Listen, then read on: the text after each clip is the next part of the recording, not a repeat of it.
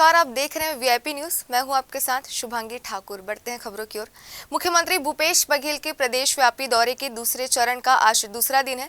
बता दें कि बुधवार से मुख्यमंत्री भूपेश बघेल बस्तर क्षेत्र के दौरे पर निकले हुए हैं और आज दौरे के दूसरे दिन सुकमा और बीजापुर जिले में आयोजित भेंट मुलाकात कार्यक्रम में शामिल हो रहे हैं। सुबह से ही सीएम बघेल ने अधिकारियों की बैठक लेकर विभागीय योजनाओं की समीक्षा की है। इसके बाद प्रेस वार्ता कर अपने दौरे की जानकारी उन्होंने दी है। इसके साथ ही बता दें कि सुकमा दौरे के बाद सीएम बघेल बीजापुर विधानसभा क्षेत्र के दौरे पर रहेंगे। बीजापुर विधानसभा क्षेत्र के कुटरू और आवापल्ली गांव में उनका दौरा तय किया गया है। यहां पहुंचकर आम जनता से मुखातिब होकर शासन द्वारा संचालित तमाम योजनाओं की जानकारी लेंगे। साथ ही विभिन्न सौगातें भी क्षेत्रवासियों को देंगे।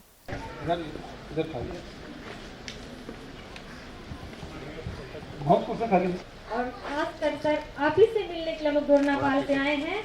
आपको बहुत बहुत राजधानी रायपुर के कलेक्ट्रेट परिसर स्थित रेड क्रॉस भवन में छत्तीसगढ़ सरकार द्वारा संचालित विभिन्न योजनाओं को लेकर आज समीक्षा बैठक रखी गई है। बैठक की अध्यक्षता जिले के प्रभारी मंत्री रविंद्र चौबे करेंगे। वहीं जिले के तमाम अधिकारी भी इस बैठक में मौजूद रहेंगे। प्राप्त जानकारी के अनुसार आज होने वाले इस बैठक में समय सीमा अंतर्गत निराकृत किए जाने वाले राजस्व प्रकरण, आवंटन व्यवस्थापन संबंधी आवेदनों का निराकरण, नजूल पट्टों पर भूस्वामी अधिकार दिए जाने से संबंधित आवेदनों का निराकरण, चिट फंड पीड़ितों के साथ न्याय सहित शासन की विभिन्न योजनाओं की समीक्षा कृषि मंत्री रविंद्र चौबे करेंगे। आदरणीय मुख्यमंत्री जी के द्वारा आने वाले संभावित बजट पे सभी विभागीय मंत्रियों और उच्च अधिकारियों से लगातार चर्चाएं हो रही हैं। अब जिस तरीके से कोरोना का समय है और राजस्व की प्राप्तियां प्रभावित हुई हैं और केंद्र सरकार के द्वारा भी छत्तीसगढ़ को दे लगभग 32,000 करोड़ रुपया शेष है, उसके बावजूद भी हमारी जो प्लान साइज है वो कितना बढ़ाया जा सकता है, नई योजनाओं को कैसे शामिल किया जा सकता है, नए जिले बने हैं उनके प्रशासनिक अमलों की तैनाती किस प्रकार से की जा सकती है और न केवल नए जिलों में राजस्व विभाग के विभिन्न विभागों की भी अमले की ज़रूरत होगी और अलग अलग विभागों के द्वारा जो नए प्रकार के अपनी योजनाओं शुरू करने का जो प्लान है उसके बारे में लगातार आदरणीय मुख्यमंत्री जी डिस्कशन कर रहे हैं। 20 और 21 मई को भारतीय जनता पार्टी राष्ट्रीय पदाधिकारियों की अहम बैठक जयपुर में रखी गई है। इस बैठक में छत्तीसगढ़ के आला नेता भी शामिल होने वाले हैं। प्राप्त जानकारी के अनुसार छत्तीसगढ़ से पूर्व मुख्यमंत्री और भाजपा के राष्ट्रीय उपाध्यक्ष डॉक्टर रमन सिंह, प्रदेश अध्यक्ष विष्णुदेव साय और भाजपा संगठन महामंत्री पवन साय इस बैठक में शामिल होंगे। वहीं भाजपा राष्ट्रीय संगठन मंत्री शिव प्रकाश, प्रदेश प्रभारी डी पुरंदेश्वरी और सह प्रभारी नितिन नवीन भी बैठक में मौजूद रहेंगे। बैठक की जानकारी देते हुए पूर्व मुख्यमंत्री डॉक्टर रमन सिंह ने बताया कि 2 दिनों तक चलने वाली इस बैठक में देश के सभी विभिन्न विषयों पर चर्चा की जाएगी। वहीं केंद्र सरकार के 8 वर्ष भी पूरे हो गए हैं। इस दौरान सरकार की योजनाओं को जन जन तक पहुंचाने और संगठन गतिविधियों को लेकर रणनीति तैयार की जाएगी। राष्ट्रीय पदाधिकारी बैठक में विशेष रूप से जिन मुद्दों पे बात होगी वो अलग अलग राज्यों के 5 राज्यों के चुनाव हुए जिसमें एक शानदार सफलता मिली, उस विषय पे बात होगी और उसके साथ ही साथ मोदी जी के सरकार के 8 साल पूरे होने पर 30 तारीख को ये 8 साल पूरे हो रहे हैं, तो पूरे राष्ट्रव्यापी सरकार की उपलब्धि को जन जन तक पहुंचाने का एक अभियान होगा। उसके लिए कार्य योजना पर चर्चा और बातचीत होगी कि अपने छत्तीसगढ़ में और अन्य राज्यों में चल रहे संगठनात्मक गतिविधियां, जैसे हम लोगों ने विस्तारक योजना को शुरू किया है, एक बड़ा अभियान चला के गांव-गांव तक जाने का कार्यक्रम किया है, उसके बारे में भी हम लोग अपनी बात वहां पे रखेंगे कि शक्ति केंद्र विस्तारक योजना की सफलता और उसके आधार पर किए गए काम। राजस्थान के उदयपुर में पिछले दिनों कांग्रेस चिंतन शिविर का आयोजन किया गया था। इस शिविर में देश भर से कांग्रेस के आला नेता पहुंचे हुए थे। इस दौरान आगामी चुनाव को लेकर तमाम रणनीति बनाई गई है। कांग्रेस नेताओं की माने तो इस बार चिंतन शिविर का असर आगामी चुनाव में साफ साफ नजर आएगा, लेकिन भाजपा नेता इस शिविर से कोई भी फर्क नहीं पड़ने की बात कह रहे हैं। वहीं छत्तीसगढ़ के पूर्व मुख्यमंत्री डॉक्टर रमन सिंह ने चिंतन शिविर पर तंज कसते हुए कहा कि पहले भी वर्ष 2013 में चिंतन शिविर का आयोजन किया गया था। उन्होंने बताया कि इस शिविर के बाद कांग्रेस की स्थिति देश भर में और अधिक खराब हो गई थी। इस दौरान उन्होंने कांग्रेस के शीर्ष नेतृत्व को लेकर भी सवाल खड़े किए हैं। जब जब ये चिंतन शिविर में बैठते हैं कांग्रेस के लोग, मुझे फिर ख्याल आ रहा है कि 2013 में इसी जयपुर में 2013 में चिंतन शिविर हुआ। जिस समय 13 में चिंतन शिविर हुआ, 13 राज्यों में इनकी सरकार थी। उस समय भी 3 ही नेता थे इनके। आज फिर 2022 आते आते फिर चिंतन शिविर में बैठ रहे हैं। 13 राज्य से 2 राज्य में सिमट गई है सरकार और फिर चिंता कर रहे हैं। फिर 3 नेता, वही प्रियंका गांधी, वही राहुल गांधी, सोनिया गांधी, इनके बंद मुट्ठी में पूरी की पूरी संगठन आज काम कर रही है। न दरवाजे खुल रहे हैं, न कोई अध्यक्ष। और राहुल गांधी तो ऐसे व्यक्ति हैं जो इस चिंतन शिविर के केंद्र बिंदु हैं।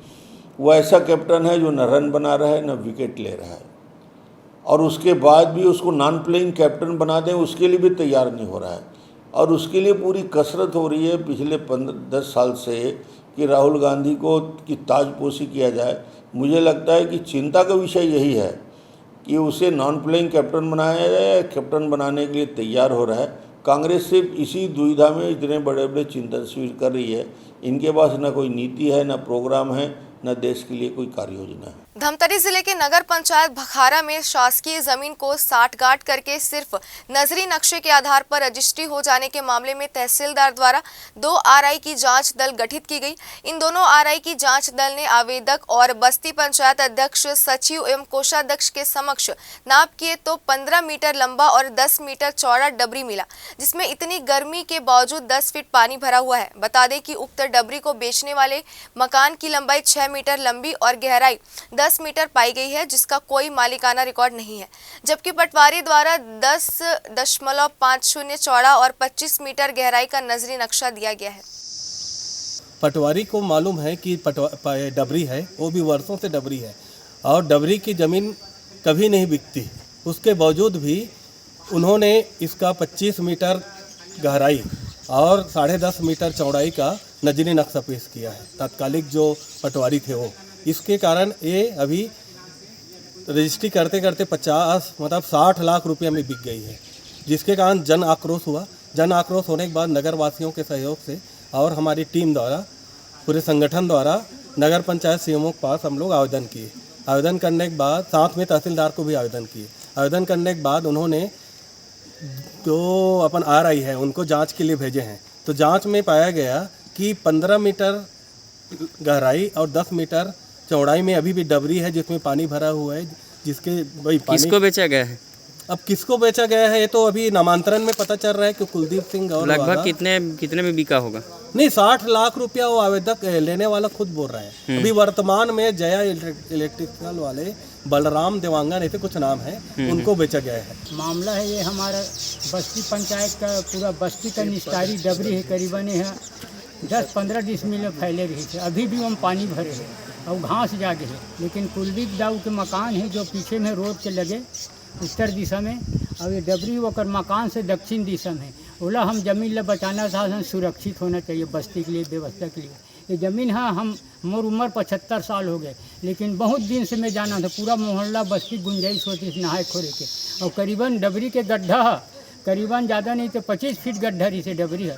और ये आधा ज़मीन है करीबन मोती साहू वल्द मंगलू साहू के मकान में भी दब गए, बाउंड्री में पाट डाले। अगली खबर भिलाई से, जहां इस्पात मंत्रालय की अधीनस्थ फेरो स्क्रैप निगम लिमिटेड कंपनी, जो कि अपने स्थापना काल से सरकार को लगातार लाभ ही देती आ रही है, उसे अभी व्यक्ति की रुचि के तहत इस करोड़ों के सरकारी उपक्रम को कौड़ियों के दाम नीलाम करने की तैयारी केंद्र सरकार ने कर ली है। बता देते हैं कि भिलाई के इक्विपमेंट चौक पर स्थित FSNL के मुख्यालय में कंपनी को बचाने नारे लगाते हुए इन कर्मचारियों का कहना है कि या तो इस कंपनी का विलय स्टील अथॉरिटी ऑफ इंडिया में कर दिया जाए या फिर इसके 11 ब्रांचों में कार्यरत लगभग 5000 कर्मियों को इसी तरह की समानांतर किसी कंपनी में रख लिया जाए। जानकारी तो ये भी है कि इस 400 करोड़ के टर्नओवर वाली FSNL कंपनी को महज 150 करोड़ के टर्नओवर वाली कंपनी को सौंपने की प्रक्रिया शुरू हो चुकी है। अंधकार में भविष्य के उतार चढ़ाव में फंसे कंपनी के अधिकारियों और कर्मचारियों ने केंद्र और राज्य सरकार को ऐसा करने से होने वाले बड़े नुकसान को लेकर सचेत भी किया, पर कुछ हासिल नहीं हुआ है। FSNL और सेल आपस में दोनों डिपेंडेंट है। FSNL जैसे एक सर्विस ऑर्गेनाइजेशन है जो सेल को अपनी पूरी सर्विसेज प्रोवाइड करता है और उसके लिए सर्विस चार्जेस लेता है। तो अभी जब जैसे सेल के लिए क्या है कि हमारा रहना बहुत ज़रूरी है, क्योंकि उनके जो प्रोसेस से जो स्क्रैप निकल रहा है वो इमीडिएटली हम लोग रिमूव करते हैं और उसको प्रोसेस करके उनको फर्दर फर्नेस वगैरह के लिए जो रिक्वायरमेंट है उन साइजेस में वगैरह करके भी देते हैं हम लोग। हमारी मांग है कि चूँकि जो हमारी संस्था है 1979 से लगातार जो है प्रॉफिट में रही है और ये छत्तीसगढ़ में इसका मुख्यालय है और यह द्वितीय मुख्य कंपनी है जिसका मुख्यालय छत्तीसगढ़ में है, इसलिए इसका निजीकरण न किया जाए। और चूँकि हम सेल से जुड़े हुए हैं इसलिए सारे FSNL के कर्मियों का जो विलय है सेल जैसी संस्था में किया जाए। सरकार से आज तक फेरो स्क्रैप ने कुछ लिया नहीं है, सरकार को निरंतर देता ही रहा है और फेरो स्क्रैप का अपना आधारभूत ढांचा कुछ भी नहीं है। हम लोग जो है हमारे पास श्रम शक्ति है और मशीन है, उसके दम पर हम लोग जो है निरंतर सरकार को जो है लाभ देते आ रहे हैं। तो जहां तक मैं समझता हूं कि सरकार द्वारा जो अप्रासंगिक तरीके से फेरो स्क्रैप को जो है बेचने का काम किया जा रहा है वो पूरी तरह से बेबुनियाद है। 400 करोड़ का टर्नओवर है और अभी रिसेंटली हमारा जो इंटरिम डिविडेंड पे हुआ है वो 32 करोड़ का हमने पे किया हुआ है। तो इन एंड ऑल बात ये है कि अभी जो हमारे कर्मचारी हैं, रेगुलर एम्प्लॉयज़ हैं, ठेका श्रमिक भी हमारे साथ काम करते हैं, इन सबकी रोजी रोटी FSNL जैसी एक संस्था पर ही निर्भर करती है। और क्योंकि हम एक सरकारी संस्था है तो हमारे काम में हम लोग पूरी पारदर्शिता सुनिश्चित करते हैं, जिसमें स्क्रैप प्रोसेसिंग हमारा जो मेन रोल है वो उसमें हम सेल जैसी कंपनियों में और भी स्टील प्लांट्स है जहाँ पर हम ये सर्विसेज हमारी प्रोवाइड करते हैं। तो इसकी वजह से अब अगर हमारा प्राइवेटाइजेशन होता है तो इसकी वजह से एक तो हमारा जीवन यापन पे असर पड़ेगा और आगे भविष्य क्या है कर्मचारियों का, इसको लेकर अभी तक अनिश्चितता बनी हुई है। गवर्नमेंट का पॉलिसी है कि विनिवेशीकरण से लगभग 67 लाख हजार करोड़ चाहिए। हमारे कंपनी को आगे गया मात्र 150 करोड़ रुपए। 150 करोड़ रुपए ऊँट के मुंह में जीरा भी नहीं है, जीरा भी नहीं होता है। 67 लाख हजार करोड़ चाहिए गवर्नमेंट को और 150 करोड़ में हमारी कंपनी को बेच रहा है। हम लोग बहुत शॉक्ड है। एम्प्लॉइज़ का क्या होगा? मतलब ठीक है आपकी कंपनी है, गवर्नमेंट की कंपनी है, आप प्राइवेटाइज वो गवर्नमेंट की पॉलिसी है, but what about the employees? आप उनको किसी के साथ मर्ज कर रहे हैं या उनके एम्प्लॉयमेंट का क्या होगा, उनकी फैमिलीज़ का क्या होगा? जो लोग अब एक एज सर्टेन एज के बाद 50+ लोग या हर किसी का मतलब भीषण गर्मी के बीच शहर सहित ग्रामीण क्षेत्रों में पेयजल की काफी किल्लत देखने को मिलती है, जहां ग्रामीण क्षेत्रों में लोगों को पानी लाने मीलों का सफर तय करना पड़ता है। ऐसा ही एक मामला सरगुजा जिले के सीतापुर मैनपाट के ग्राम जजका में देखने को मिला, जहां पीने के पानी सहित ग्राम में मूलभूत सुविधाओं की मांग कर दर्जनों ग्रामीण ने आजाद सेवा संघ के बैनर तले कलेक्टर को ज्ञापन सौंपा है। अपनी मांगों से अवगत कराते हुए इसके समाधान की मांग की है।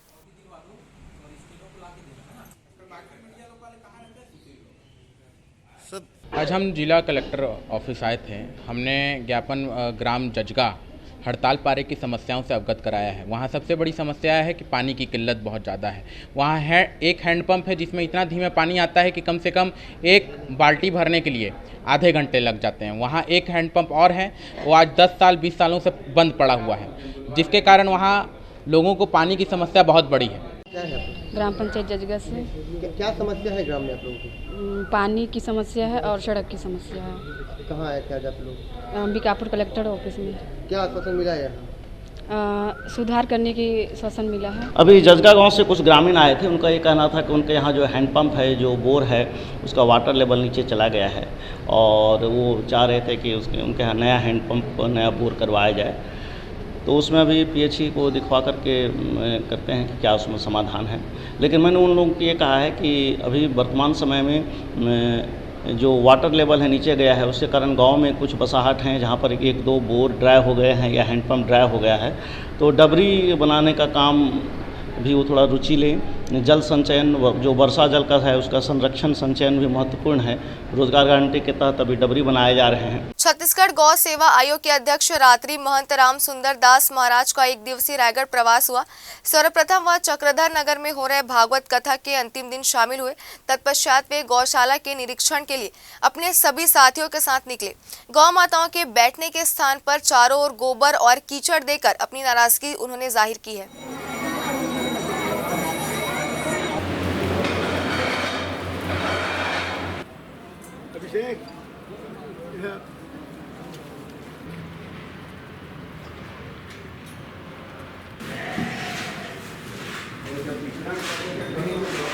बहुत सुविधा, दोनों तीनों साफ सफाई भी। रायगढ़ का यह प्रसिद्ध मंदिर नीलमाधव मंदिर है बेलादुला में, जो केलो नदी के तट पर स्थित है। यहाँ के संस्थापक महंत जी श्री स्वामी दामोदर दास जी महाराज, जिन्हें नागा जी के नाम से जाना जाता है, उनका आज पुण्यतिथि है बलदेव दास जी महाराज का। और प्रत्येक वर्ष आज के दिन उनका पुण्यतिथि मनाया जाता है। और इनके उपलक्ष्य में पुण्यतिथि से 9 दिन पहले धार्मिक अनुष्ठान का आयोजन किया जाता है। हमारे पूरे छत्तीसगढ़ के जो संत समाज हैं वो सब आज उपस्थित हैं इस पावन अवसर पर। रायगढ़ जिले के छात्र नेता शशांक पांडे ने रायगढ़ की खस्ता हाल सड़कों को लेकर एक बार फिर से आवाज उठाई है। जिला कलेक्टर के नाम ज्ञापन देकर उन्होंने जिले के सभी ब्लॉक की सड़कों की मरम्मत करवाने की मांग रखी है। बता दें कि सूरजगढ़ पुलिया की अप्रोच रोड को लेकर छात्र नेता ने उग्र आंदोलन किया था, जिसके बाद इस पुल के दोनों तरफ सड़क बनाने का काम शुरू हुआ, लेकिन यह काम भी काफी धीमी गति से किया जा रहा है, जिसको लेकर भी छात्र नेता शशांक पांडे ने प्रशासन का ध्यान आकर्षित किया है। सर मैं यहाँ छोड़ के जाऊँगा। अभी जिले भर की रायगढ़ जिले भर की जो सड़कों की स्थिति है, इस विषय को लेकर के आज हम कलेक्टर महोदय के पास आए थे। जिले भर की कोई भी सड़क को अगर हम ले लें, चाहे वो रायगढ़ से घरघोड़ा की हो, घरघोड़ा से लैलूंगा की हो, लैलूंगा से पत्थल गांव की हो, धर्मजयगढ़ की सड़कें हों, इधर सारणगढ़ की ओर जाने वाली सड़कें हों, सभी की स्थिति अत्यंत भयावह है। धूल से सने हुए लोग। इसी क्रम में हमने 27 जनवरी को एक आंदोलन किया था, जिसके बाद सूरजगढ़ का जो पुल का मार्ग है वो बनना शुरू हुआ था, पर उसकी भी जो गति है वो इतनी धीमी है कि आज हमें पुनः यहाँ पे आना पड़ा। और आज हमने जिले भर की सारी सड़कों के लिए हमने ज्ञापन सौंपा है। भविष्य पे इस पे कार्रवाई नहीं होगी तो आंदोलन की ओर अग्रसर होंगे। पटना हाईकोर्ट ने लगभग 50 साल पहले जनजातियों के अधिकार को सुरक्षित रखते हुए एक महत्वपूर्ण निर्णय लिया था। अब इस निर्णय को आधार बनाकर छत्तीसगढ़ उरांव समाज ने महामहिम राष्ट्रपति के नाम ज्ञापन दिया है। बता दें कि कार्तिक उरांव बनाम डेविड मुंजनी प्रकरण के निर्णय में हाईकोर्ट पटना ने कहा था कि ईसाई उरांव भी उन कुछ पर्वों को मनाते हैं जो सीधे तौर पर ईसाई धर्म के प्रतिकूल नहीं है, और ये भारतीय ईसाई नहीं बल्कि ईसाई उरांव कहलाते हैं। और ईसाई उरांव अपने धर्म परिवर्तन के बावजूद उरांव बने रहते हैं, इसलिए वे जनजातियों के अधिकार और सुविधाओं के हकदार हैं। उरांव जनजाति के जितने भी पदाधिकारी हैं छत्तीसगढ़ कैथलिक उरांव समाज के, तो यहाँ जनजाति सुरक्षा मंच द्वारा की जा रही डिलिस्टिंग की मांग निरस्त करने के लिए हम लोग के बाबत में राष्ट्रपति को ज्ञापन देने के लिए आए थे।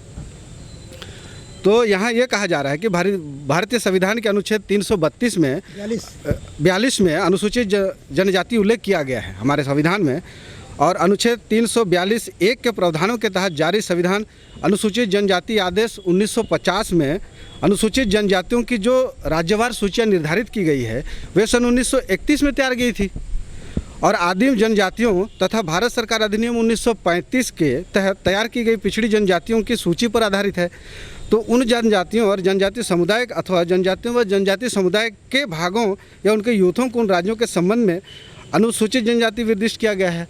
तो इस तरह से हम लोग को सीधी सी बात है कि 342 जो संविधान में हमारा आर्टिकल या हमको अधिकार दिया गया है उसको समाप्त करने की बात कर रहे हैं, जिसके विरोध में हमने आज हमारे माननीय राष्ट्रपति जी को हमने भारत सरकार को ये सौंपा है हमारे जिला कलेक्टर के माध्यम के द्वारा। अगली खबर सरगुजा से, जहां लखनपुर थाना प्रभारी प्रशिक्षु आईपीएस रॉबिन्सन गुड़िया के नेतृत्व में लखनपुर पुलिस टीम द्वारा थाना क्षेत्र के ग्राम चिलबिल और परसोड़ी में कोयले का अवैध कारोबार में लिप्त जेसीबी मशीन, स्कॉर्पियो वाहन, मोटरसाइकिल, कोयला लोड ट्रैक्टर सहित 40,000 नगद राशि जब्त की गई है। इसके साथ ही 8 आरोपियों को गिरफ्तार कर न्यायिक रिमांड पर भेज दिया गया है।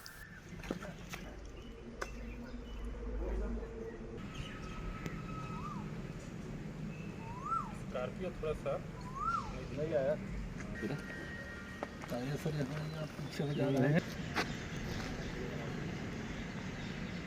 कवर्धा जिले के किसी भी खाद संग्रहण केंद्र और सोसाइटी में खाद नहीं है, जबकि निजी दुकानों में महंगे दामों में खाद बेचा जा रहा है, जिसे लेकर जनता कांग्रेस छत्तीसगढ़ द्वारा जिलाधीश को ज्ञापन सौंपा गया है।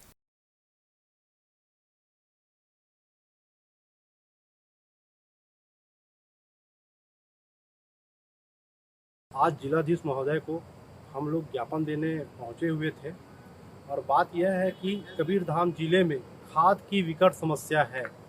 यहाँ पे भरी धूप में, तेज धूप में किसान खाद के लिए भटक रहे हैं। किसी भी सहकारी केंद्र में खाद की मात्रा बिल्कुल नहीं है। यही एक समय है जहाँ पे खाद की पूर्णतः उपलब्धता होनी चाहिए, लेकिन किसान को बार बार भटकाया जा रहा है और शासन प्रशासन प्रेस के माध्यम से या लोगों को यह बता रही है कि हमारे यहाँ पर्याप्त मात्रा में खाद है। यदि खाद है तो वो खाद कहाँ है और किसानों को क्यों नहीं मिल रहा है? रहीमन पानी राखिए, बिन पानी सब सुन, पानी गहना उबरे, मोती मानुष सुन। रहीम के इस प्राचीन दोहे को चरितार्थ किया है नगर पालिका निगम दुर्ग की टीम ने। इंदिरा मार्केट दुर्ग के तकरीबन 150 साल पुराने कुएं की सफाई कर उसके पानी को फिर से पीने योग्य बनाया गया है। पेश है हमारे संवाददाता सुबोध तिवारी की एक खास रिपोर्ट।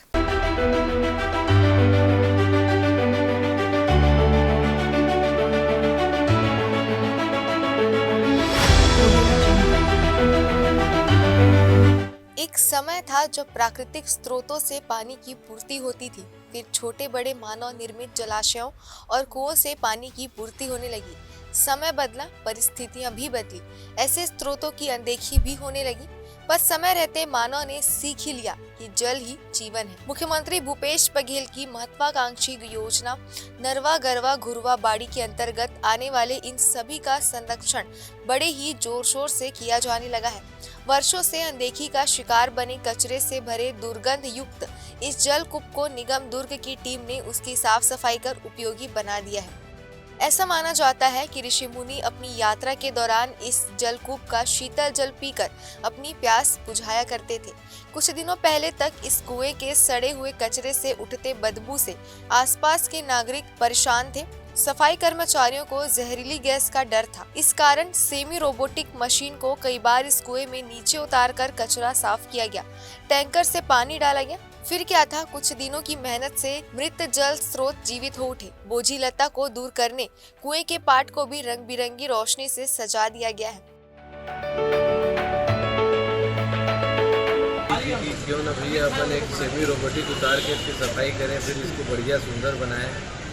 माननीय मुख्यमंत्री जी की लोकवाणी के बाद हमारे मन में विचार और इसमें बढ़ा। हमने इसमें सेमी रोबोटिक उतारी, इसकी सफाई किया, माननीय विधायक अरुण वोरा जी के साथ हमने चर्चा किया, सलाह ली और लगातार हम लोग बार बार जब काम चलता था इस कुएं को देखने आते थे।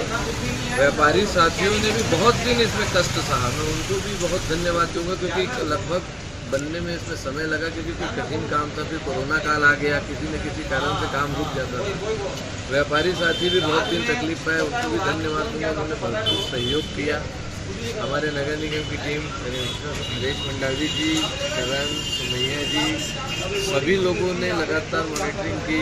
कलेक्टर साहब सर्वेश्वर भूरे जी ने भी लगातार इसको हम लोगों को प्रोत्साहन दिया कि बहुत ही अच्छा काम है। कुल मिला के एक अच्छा एंड मिला। तो आज मन में इस बात की खुशी कि हमने अपने प्राकृतिक जल स्रोत को बचाने के लिए कुछ एक छोटा सा प्रयास तो किया।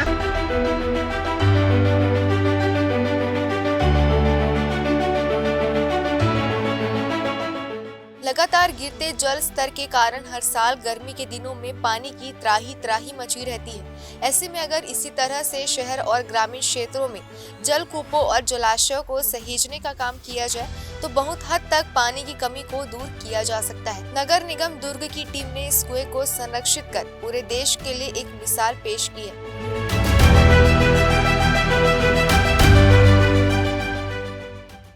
इस बुलेटिन में फिलहाल इतना ही। बने रहिए VIP न्यूज के साथ। नमस्कार।